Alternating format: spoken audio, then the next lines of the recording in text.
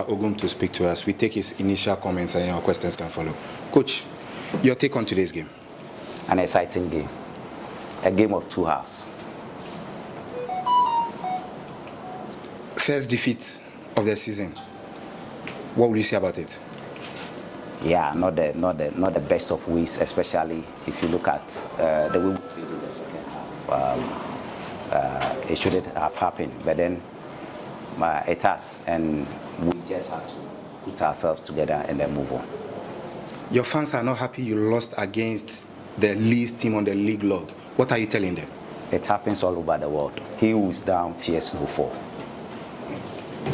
So, Coach, what do you think accounted for this?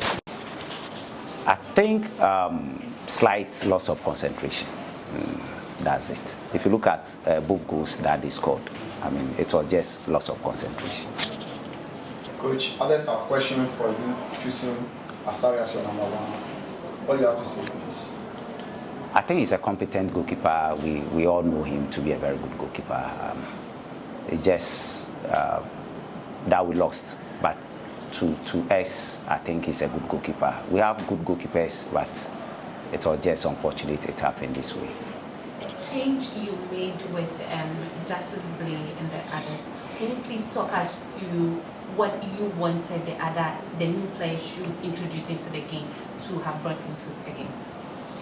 I think we reverted to a 4-back, playing one pivot and then using some wing strikers, because we realized they came on us in the first half, so definitely they were going to decline energy. So we decided to exploit the spaces behind them. So what it meant was that anytime the central defenders had the ball, the laterals who came in had to move high up so that they can either receive the ball or draw the opponent towards them so that we can carry the ball. And I think they did it very well. That made us to put a lot of pressure on them. How will you prepare the team for the next challenge? Especially considering the tight competition in the Ghana Premier League. We just have to talk to them and let them understand that the game is like that. The league is a league, and it's not a knockout sort of thing that we are playing. So in a league, you lose, you draw, you win. So it's just one of those things in the league. We have lost. We need to put ourselves together, stay focused, and then show some fresh energy at training, and then get ourselves together for the next game.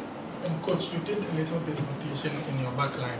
I did a little bit of rotation in terms of Lodamo and then Patrick Esido for Amido and then Saka Dauda. Would you say it's a lesson learned or a bad decision?